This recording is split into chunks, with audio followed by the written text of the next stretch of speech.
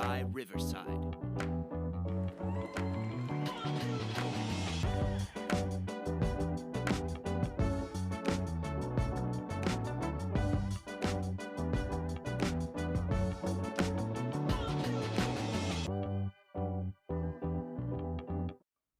What is going on, listeners, people? We're so happy that you're here with us. Welcome into the Young Dad Pod. I'm Joel, and with me, of course, as always, is Aaron. Hey, Aaron, say hello to the people. What up? What up? We are back for episode 2 of the Young Dad Pod, where we have a banger, as the kids say, of an episode. Right? The kids say banger, right? That's still a thing. I don't know. That might be out the window already. We're hip with it, obviously. Today we got the best excuses, jobs, masculinity, and situationship. So grab a snack, grab a juice box, and let's talk.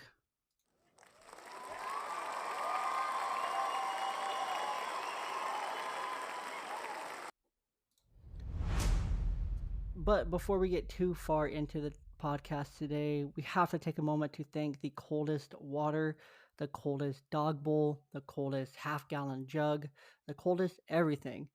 An amazing brand, 5 years running now, award winning within all the major magazines across the United States. These water bottles are no joke. They hold up. They're just amazing. They're my favorite thing. I have one for each of my kids. They both love it. We love them. We use them daily. No bad things can be said about the coldest water. Get one for yourself before it's too late into the season. Or you can pick up a thermos for those pumpkin spice lattes this fall. Go to thecoldest.com, use the code BALLBOY10 at checkout, order one, if not all, the products your heart desires for this fall and winter, and for your loved ones for the holidays now, and thank us later. All right, Aaron, I have a situation for you. Let's get it. You wake up in the morning, you just do not want to go to work. You need an excuse. I need you to give me a go to excuse, and I need an excuse that shouldn't work but does work. Oh, dude, the go-to excuse has got to be a flat tire. Flat tire works every time. Yeah, but you can't miss a whole shift for a flat tire, I feel. Oh, you want to bet? I mean, if I'm your boss, a flat tire is like, okay, so you're going to be late. Yeah, but I used my other spare with the other flat tire. So how many flat tires have we had? It works every time. That's all I'm gonna say. But you got to be running out of tires at some point, or you need to check your No, but driving. Like, I'm concerned as your boss. I'm like, dude, do we need to get you a driving test? Because if you're using like any machinery at work, I'm like, nope, you're done. no, we're good. We're good. I'm going to say I have explosive diarrhea. Oh, there you go. Because you can't just say you're not feeling well or you're under the weather or you're having stomach issues. Everyone knows what stomach issues means. But if you can just straight up say, I have explosive diarrhea to your supervisor, that phone call's done. Yeah, You're, it's you're not even getting a text back. You're getting left on red. yeah. Go ahead. Go ahead and just call off, bud. It's like you're just not coming in. Like, there's no way to come back from that as a boss. If someone texts me, "Oh yeah, I'm not coming in, I have explosive diarrhea," I'm not even replying. I might Yeah, you don't want that. You don't want that in the office. I'm replying a thumbs up. Like, what do you say to that? You say, "All right, have a good day." That just feels like I feel like you need to be more supportive. Like, feel better. You got this. All right, give me an excuse that shouldn't work but does work. Uh, I don't know, dude. I don't typically call off, but I think one that works that shouldn't is I don't know, the dog sick or Oh, using your yeah, pet, using your yeah, pet. yeah, yeah. You can't use your kid your kids, it's too far. You don't want Oh, that kind of karma. you can use your But kids, dude. I've oh, I've you used my can't. kids to get out of work when I'm at work, and I'm like, I'm not feeling it today. Can I just make up an excuse like with my kids, like, oh, my kid's not feeling well, I gotta go, because there's no Jules' push. employer has entered the chat. That's fine. That's fine. I don't have one, so no. Because every time I've used it in the past, it was like no questions asked. Just hey, I need to go pick my kid up. She's not feeling well. I gotta go grab her. Or the one that doesn't work, does work but shouldn't. I don't have a babysitter. Oh, there you go, dude. Yeah, That's one of that's a good my one. favorites. Because I have a babysitter. That's where they're at right now. I A don't want to pay them, and B I don't want to be here. So C, my way out to go pick them up, hang out with them, and not be here anymore. See what I did there? The A B C C B A. Yeah, Got it. yeah. That was smooth. You don't even appreciate it. Yeah, that's There we good go. to say. The audience appreciates it. In case you didn't know, the Young Dad podcast is recorded live in front of a studio audience.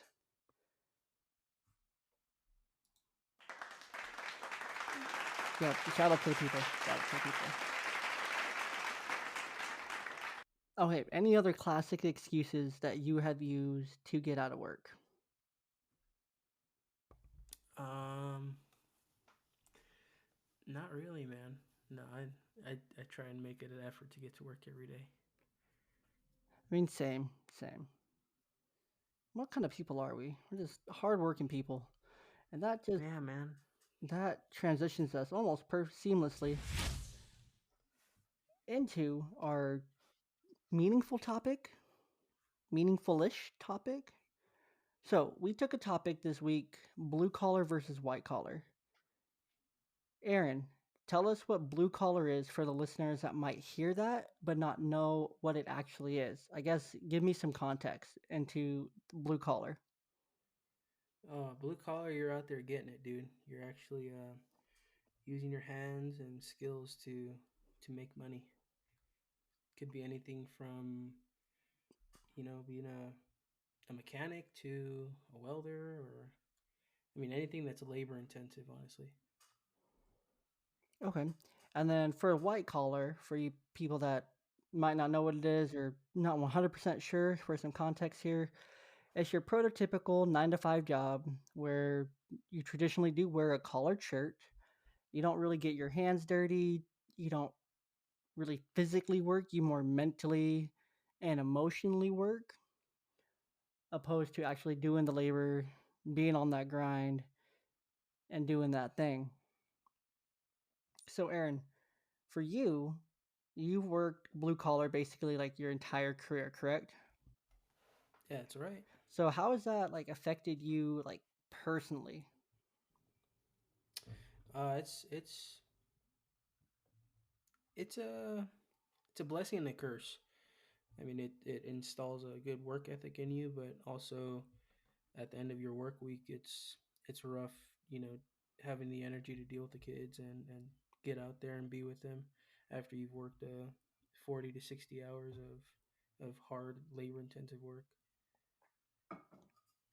Oh, that makes a lot of sense. So for your family, so being that that's been your entire career, that's been, kind of just what you've done your entire relationship with your wife, kind of how has that kind of affected like your like family and like being at home and whatnot on a daily basis? And how has that changed over time?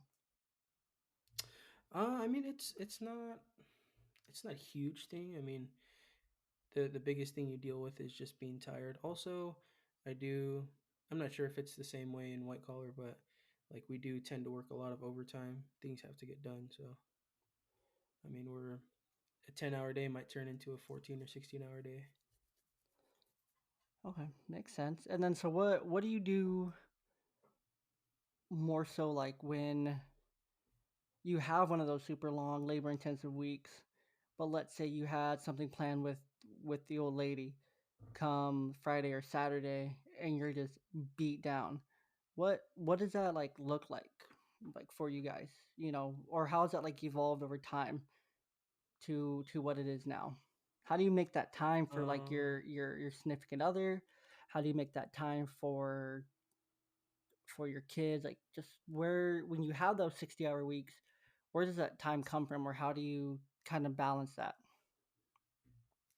you just gotta sacrifice, really, man. I mean, on my Friday, I might be dead tired, but I mean, I'm gonna make the time to spend with my family. I'll just get it back on the back end, knock out early on Friday, and get it back on Saturday. Love that. Love that. So it's pretty similar in white collar. I mean, granted, there's not as much overtime. The job's kind of gonna be there when we come back tomorrow. Not too much is gonna change, unless there's like a deadline that has to be met. Which there are deadlines or there are goals that do have to be met, but at the same time, it's a lot of things can be moved to the next day. So for me, working mostly, I wouldn't say mostly white collar because I've also worked in retail, which is very hands on as well. But more or less the last year, 2 out of the last 3 years have been more white collar for me. So there definitely are the pluses to white collar where you have that family time already kind of built in because when you're getting off at a set time, you have a set routine of when you wake up and go, when you come home, and things like that. You know what I mean? Yeah, no, I get it. And so that was great for me because I was straight blue collar right before that. Working those long retail hours and working that overtime, getting the job done, working with my hands. Before that, running a fast food restaurant, things like that, where that there's that difference where you go from working that extremely long schedule and now all of a sudden you're working this almost normal person schedule where you actually have that work life balance. So that's kind of what I want to get into here. What do you do personally other than sacrifice, kind of make it up on a Saturday? What do you do during the week to still find that work life balance? For me, it's just I'm lucky enough that the schedule I work is overnight, but it works out great for me and my family. When I get off in the morning, I'm able to take my oldest daughter to school, um, drop the younger one off at daycare, and then take a nap. Get my rest in for the day, and I'm right back up right before it's time to pick up my daughter, and I'm up for the day. So that's how I sacrifice. I mean, during the week, I get less sleep than I probably should, but at the same time, I get to still spend a good amount of time with my daughters before I head off to work. That's nice. I remember when I was working overnights, it was a lot of the same where I would get off, I would get home, I would take my oldest to preschool when I was on that schedule. She was like 2, and then I would sleep. She would come home. My um I guess wife at the time, they would come home from preschool and I'd wake up, hang out with them for a couple hours, and then it was off to work and do it back the same way the next day. And it really changed because it was really short. Those days are short, especially your days off. They're short. They go by quick. So Yeah, no, you're not lying. no, they go You're by, definitely right. and that's with every job. It's every job. Even those 9 to 5 Monday through Fridays, those jobs are almost even more of a grind because you're almost waiting for Friday. If that makes sense, it Yeah, comes no, just I get it. comes just really slow, like really slow. And so during the week, for me personally, I have to find things outside of spending time with my kids now because I only have them half the time. With just to sit with the circumstances that they are, I have to find something to kind of put my energy into. So, for the listener that might be struggling with the work life balance, Aaron, what are some ways that like excess energy you might have? What are some things that you put that into during the week or on your weekends to help you feel personally feel normal? Um, what's helped me actually recently is just working around the house. You know, keeping things organized, keeping things clean. It's therapeutic. I mean, it's very satisfying when you have certain things that you got to put into order and you put them into that order. I like it. I like it. For me personally, this is gonna sound weird to a listener, but I love listening to TED Talks.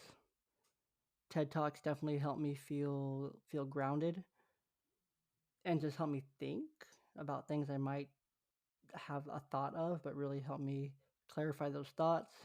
In addition to that, being creative, being able to find an outlet for the creativity I might not get to have at work. There are some jobs where they're just very black and white, they're very dull, they're very gray, and you don't really get to put in any color to your job, if that makes sense. Yeah, no, I get it. And so being able somewhere to almost paint a canvas. I mean, I don't paint, but I write. I will blog. I will, work on the scripts for our podcast here, or I'll work on, chopping up the audio for YouTube videos or for TikToks or creating Instagram posts, just literally anything to be creative. And Yeah, thinking you got of to stimulate that. You got to stimulate that creative itch. exactly. So I think it's important, for the listener to know to find things that help you feel normal throughout the week because there's not a lot of normal during those 40, if not 60 hours during the week where you don't get that time. So you almost have to build that part into to your day-to-day life or into your routine and maybe sacrifice a half hour of sleep to be able to do something for yourself that adds that color back into your life. Which brings us to kind of talking about when it comes to self-care. Working blue collar for yourself, what kind of things do you do for yourself to have self-care throughout the week or on your days off to be able to stay sane, if you will? I like to do a lot of activities that get me out of the city. So I'm avid fisherman. I like to go shooting. I like riding my dirt bikes, motorcycle, just anything to get me away from city life. Like I love taking the kids out and just being in nature and decompressing. I mean, you get so caught up in day to day, you just forget to be thankful for living. You know what I mean? That you're above the ground. No, I love that because we do forget that a ton. Whether it's being out in nature, being out with our family, or being out with our kids, or being out with our significant other, and just doing something simple, maybe something that doesn't even cost money, but taking a hike, going fishing, doing those things that we just forget to do almost. Because we forget that those things are things to do because they're not part of the daily hustle and bustle and they're not part of the routine and they're not built in. For me personally, it's just finding ways to just not think. Taking my dog to the dog park, going on that hike, spending time with my kids, and especially importantly, putting my phone down. I feel that's a big one that really just helps everyone have better self care. Put it down, put it to the side, just not think about it for a while. Yeah, dude, it's kind of hard to be on your phone when you're in a state park and you got to worry about like a bear or cougar. Yeah, no, exactly. Or when you're just trying to, especially when you're exploring a new trail and you have Yeah, no clue where this trail leads.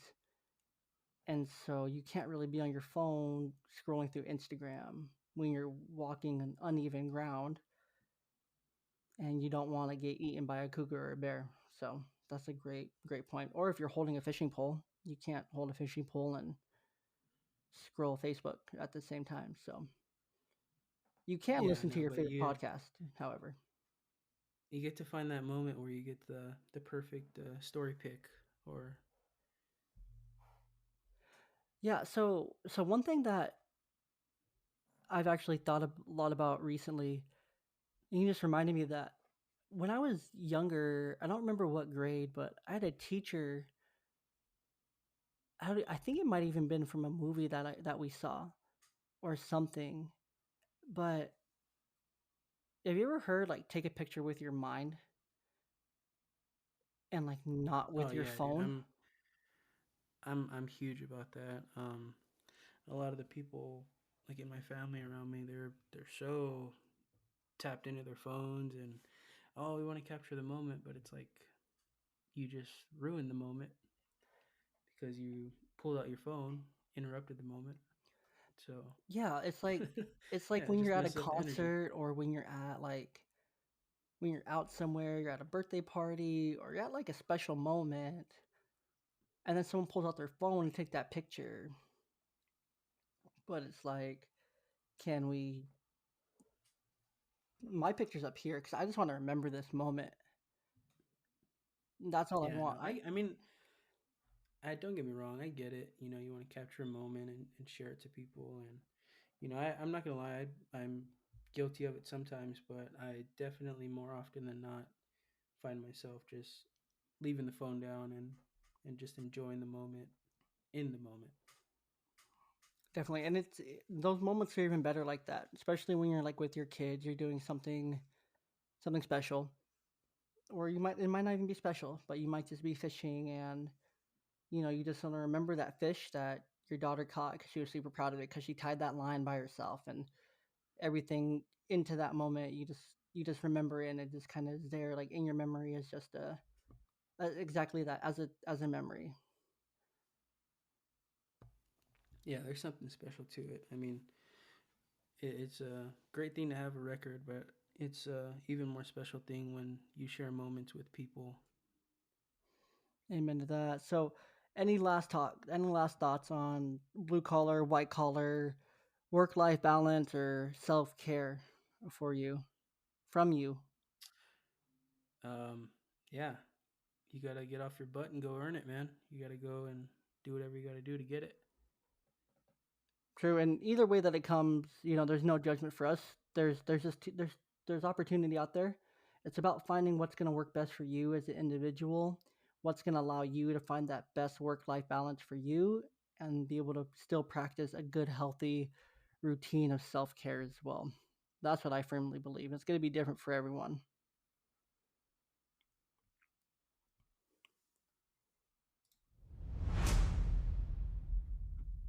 So that moves us into our hot topic of the hour. So for the listeners, Aaron and I were both girl dads. We have a total of four little girls between us. We each have two. All of them are 6 or younger, with the youngest being 22 months. That one's mine.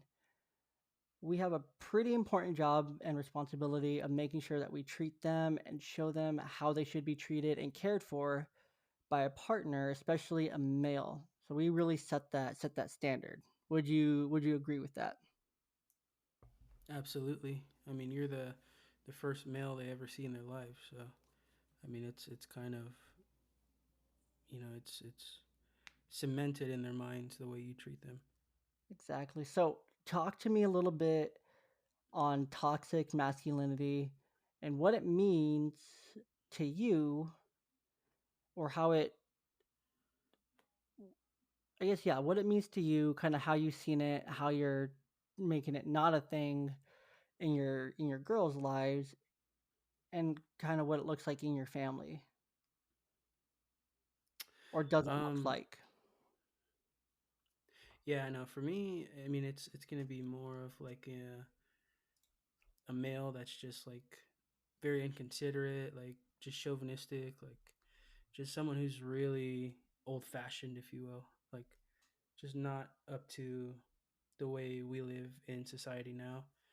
Um, I see it a lot in like older men, like that are raising sons. They want their sons to be these macho, big, tough guy, like men with no feelings, robots. And it's Mhm. like we're not that anymore. It's to me, it's you gotta have you still have to have that masculine side to you, but there's also room for you to be emotional, for you to be connected emotionally with your kids or with your wife. Yeah, to have that emotional availability is huge, and even that emotional intelligence at the same time, to be able to understand emotions, to be able to understand your own emotions and the emotions of someone else, and be open and willing to listen.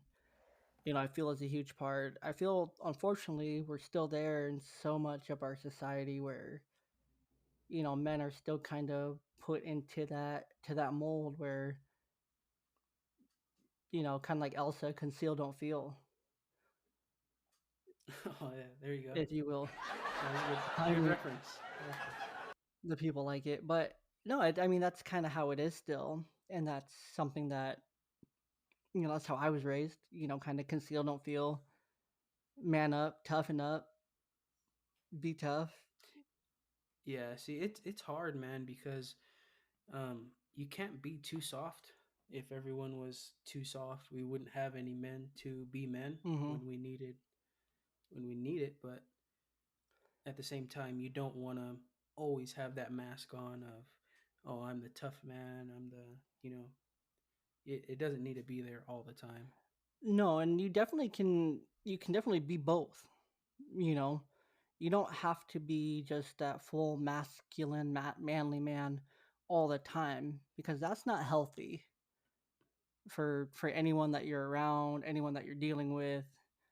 You know, of course that's my opinion, but anyone like that probably not gonna have too many friends. They're most likely gonna be pretty narcissistic, pretty self-centered. I know I'm throwing out some pretty big words there, but that's just kind of how it is. That's kind of how they're gonna be. It's Yeah, no, okay to have both. It's okay to feel both, be both. yeah, I feel like we're a problem we have in our society now is men are lost in translation. Like they're too busy trying to be men. You know what I mean? It's something like they have good intention, but it's just the way that we've been taught. At least in my culture, is like like you say, you got to be a tough man. You got to go out there and work and provide for your family, but also be the person that disciplines your children. Or it's not really thought of for men to be on the softer side or to be um, more emotional than or even equally as emotional as women. Yeah, no, there's definitely some things that men should do within their partnership. You know, unless it's a male and male, then you kind of got to figure those roles out within your own relationship. But in a traditional aspect, there are certain things that kind of depending on how you're raised that a man should do, but at the same time we've come to a point in society where okay, maybe a man doesn't have to do all that. Maybe it is okay if a woman does that for within the family. Maybe it is okay if a woman disciplines the children, physically, or if a man doesn't always do all these chivalrous things. It really just depends on how you're raising your culture, honestly. Yeah, it has a lot to do. Like I said, I mean, it's the same way as how you're the first man in your daughter's lives. Your father was the same way for you. You know what I mean? He's Mm, the cornerstone in your life. So however you were raised is gonna affect what you put out as well. But also, you could be the link in the chain that changes everything, that changes the cycle.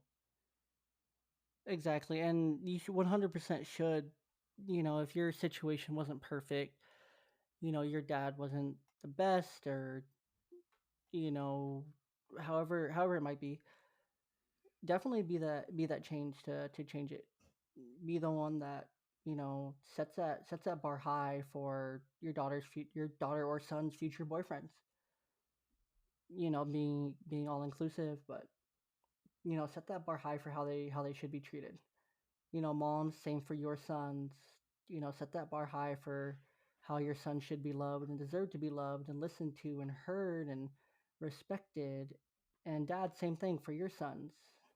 Don't hide behind that mask of, oh, I don't have feelings. I can't connect with my boy. My boy needs to be tough, kind of thing. No, you're yes, he needs to be tough.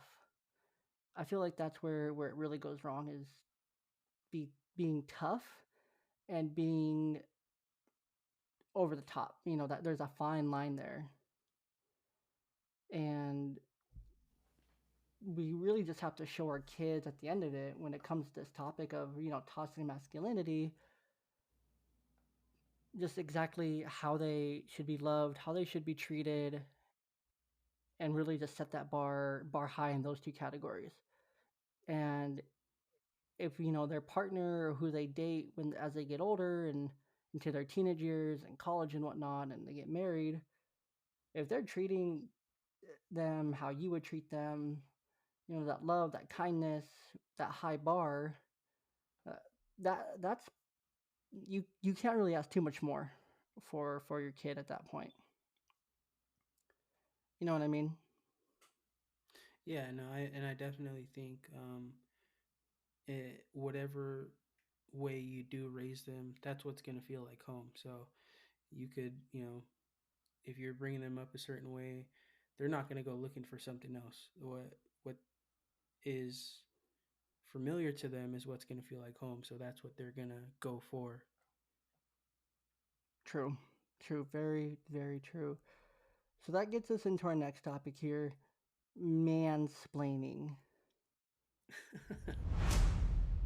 Ooh, yeah, mansplaining. So I'm gonna talk on this for a minute. I'm been told I'm a master of mansplaining. I'm a master of coach speak. If you don't know what mansplaining is, well, you probably do. I'm guaranteeing you do because I've heard guarantee you've had a man of some kind or woman splain or mansplain something to you. Basically, what it is, it's a man explaining it to. Commonly, it's to explain something to a woman in a condescending way that assumes she has no knowledge about the topic. Very common in sports, very common in male dominated fields, and then, vice versa, where a woman will woman explain something to a man for him to understand. Sure, we've been on both sides of it, but for us, it's super important. Aaron, you've called me out on it before, jokingly and lovingly, when I'm talking to my kids, and I may or may not be mansplaining something to my girls. Yeah, it's. I mean, I hate the whole concept in general of mansplaining, womansplaining. I mean, it's just it's. I think it's misconstrued as a like a thing between the sexes, but honestly, it's just like you come off condescending to someone, and it just affects the whole tone of the conversation, right? So Mm-hmm. it's more of a tone setting thing, right? So it's you go into something unintentionally, condescending, and someone takes it the wrong way, and oh, all of a sudden you're mansplaining. Yeah, exactly. And there is ways to kind of go about it, to approach it, where you don't come off that way. And really, what you do in that situation is you understand who you're talking to, whether it's a man or a woman, because men can mansplain to other men, women can women-splain to other women. It really what it comes down to is just assuming the other person knows nothing about what you're talking about, and first eliminating that assumption because you never know. Second is knowing your audience, reading the room, and I forgot my third point there, but really just don't assume. Know who you're talking to, and just have a normal conversation with them. Don't try to explain something. If someone has a question, I'm pretty sure we're at that point in our society where if we have a question, we'll ask, or if we don't understand something, we will say, "Hey, we don't understand." You know what I mean? Yeah, no, it. I mean, it's not necessarily a problem between men and women. I think it's getting played that way, like oh, mansplaining and women'splaining. I mean, it's just we when you have a lot of knowledge about something, you naturally tend to come off condescending and tell someone, oh, you just get into explaining certain things that you would assume they don't know about. Yeah, and I feel it's even there, within the workplace, like boss to subordinate, or when you're, or just when anyone's somewhere where they think they're higher or above the person that they're interacting with. Yeah, no, I see that a lot too, and it's unfortunate because I've seen many cases where just a regular worker is way smarter or more knowledgeable than a manager is, and it's just because like the manager has a degree or some kind of qualification that got them the position, Mm-hmm. that, but they really don't know anything about what they're doing. Yeah, no, and that happens all the time in work, especially where the boss is like, "Oh yeah, I'm the boss. I know what I'm doing better than what my 20-year, worker knows." Newsflash, you don't. Yeah, no, no kidding. Just you don't know better than that person, and don't assume you do. There's that old saying about assuming what happens. So why would you assume? And it's just really a really negative stigma, especially it happens in food service a lot, happens in retail a ton, and it especially happens in workplaces far too often, where it's like just the dynamics, and someone thinks they're above someone else, and you can tell those people that feel that way about themselves as well. So that's mansplaining. So Aaron, personally, what do you do to practice, being or having aggressively non-toxic masculinity and not mansplaining? What are some things that you personally do that help you in these instances? I think honestly, it's just the way I carry myself. I treat everyone with the same respect. I'll give it up front, but if you're giving me any reason to doubt that you have the same level of respect, then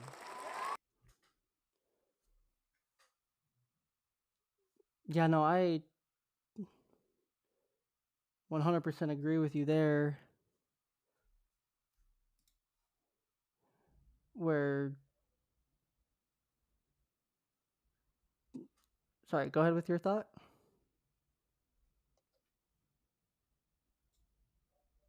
oh no, I'm done.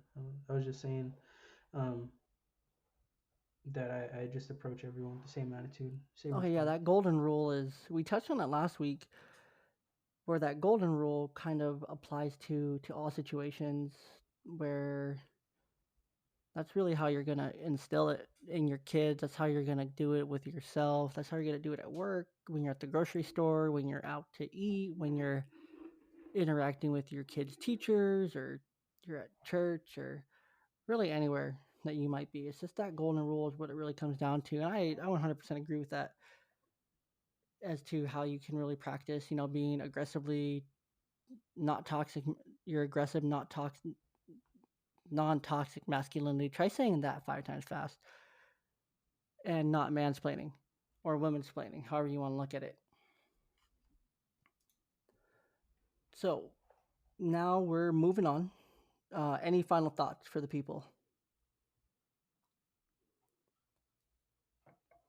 Yeah, man, just be nice. That's all you can do. Kind Just be nice. kindness is Be free. a good person. Kindness is free, and the people agree. So that brings us into situationship. Situationship for the people. This is a segment where we both bring one situation each to the table, and we ask the other to discuss what they would do in said situation. They can ask questions for clarity and kind of contextual to be able to understand it better. And so, do you want to kick it off or do you want me to kick you off first? Oh yeah, That you did go not ahead. come out right. So, you're in the drive through with your family. You're placing your order, no big deal. But then you hear, could you drive up to the speaker? You're talking to the trash can. How are you recovering from this? Because you now are getting roasted by 2 to 3 people within that same car with you for talking to a trash can. And the whole fast food restaurant's laughing at you because you were just ordering to a trash can. And you can hear the person on the intercom laughing at you. How are you recovering from this? Oh, I think it's an automatic drive off, an automatic throw it in reverse and get out of there. No, it can't be. You're stuck. There's someone behind you. um, I think you got to play it off, man. You gotta hit him with the old. I knew that. I knew that. I was joking. But it's I was so joking. obvious that it wasn't a joke though, because you were like dead into your order. Like you had already gotten, your meal, wife's meal. You were starting on the kids' meal, specific specifications, everything. Like Yeah, I don't know, man. That's a tough one. That's I guess you're stuck in that situation. You gotta gotta own it. sit in But you're it. also getting roasted by a child and your wife in this situation as well. You or I'm not, because I'm probably only just getting laughed at by one kid, maybe two, but you're getting roasted. Like, because I've heard those car conversations when something similar happens that you F up, you get boom roasted. Yeah. No, I've never talked to a trash can, but it's I have a rough crowd to deal with. Yeah, you're getting My girls let me have obliterated it, man. like left and right. Like everyone's laughing at you. You're probably just gonna cry your way through the drive through, which is okay. It's okay for men to Yeah. cry. It's healthy. Let it out. Let it out. All right, hit me with yours. All right, dude, here's your situation. You're in gridlock traffic. No. You're in a middle lane, right? You've had No. diarrhea all day. You feel the No. urge to fart. No. Do you I'm fart holding it. or do I'm you holding it. hold I it? have to hold it because I don't know what's going to come out on the other end. I don't want to have to sit because this is okay. There's two things that can happen. I can hold it in and probably be in intense pain, right? I'm probably going to be in intense pain. Or, yes, yeah, you guys get it. You guys get it. Or I'm just going to have to, because I know what's going to happen. If I let it go, I'm letting it go. Uh, Oh no, dude, oh, you dude, don't know. I I know mean, my this is body. it's hypothetically Yeah, no, it's a it's a 50-50 chance. 51-49, and those odds are coming through on the 51. I'm taking the over on this one for sure. Because, like, I know, like, if I do it, then I'm, like, I know I'm going to be sitting in the liquid brown for the rest of the way home. My car is going to stink. I'm going to have a stain on the seat. I'm going to have to let the car air out. I'm going to have to take it to the detailers. I'm going to have to go straight to the detailers. I can't even just go to the car wash at that point because I see them too often. I don't want them to associate this with me. But if I'm going to have to go to a brand new car dealer or detailer, like, there's no other option here. I'm going straight to the dealership or a new detailer I've never been to before across town that I will never see ever again in any social setting, knowing that they're about to clean my Hershey squirts off my seat. Yeah, dude. But Or I you feel like just if I hold it in. hold it and the traffic somehow ends up being longer, either way, it's gonna come out by the time I'm not gonna make it because that pressure builds. I mean, let's be real. You've been in that moment before. We You've all had have. that experience before. We all have. We've all been in a situation where we pooped ourselves or almost pooped ourselves. Yeah, dude. But you tough it out. You gotta You you gotta clench can, up. but it doesn't work.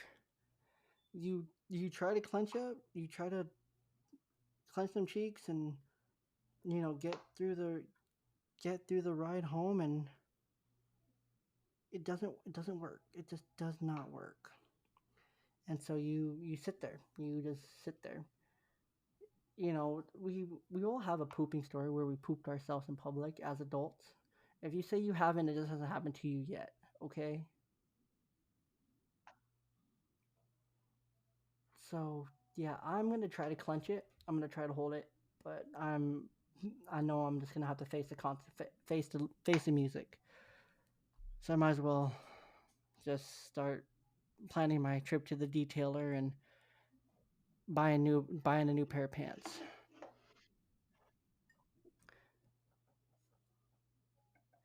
Yeah, dude. It's rough. It's a rough life. So yeah. All right, Aaron. What did you learn today?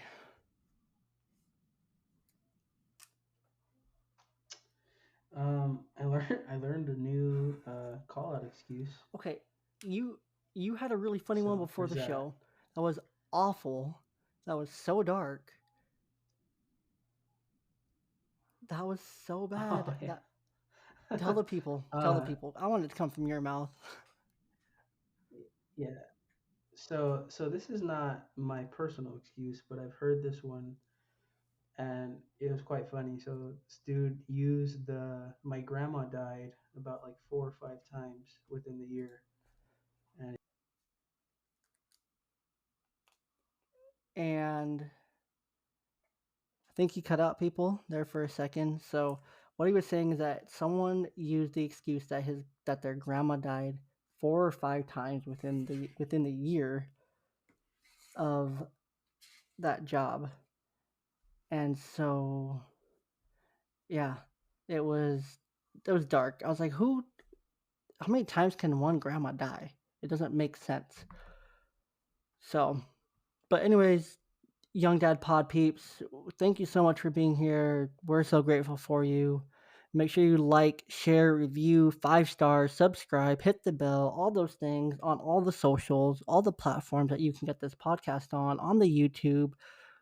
Like and follow on the Instagram, follow on Twitter, all those places, all those things, all those social media nuances. We hope you enjoyed your snack. We hope you had a delicious juice box, and we hope you had fun talking with us today. We had a great time talking with you, and we look forward to doing it again shortly.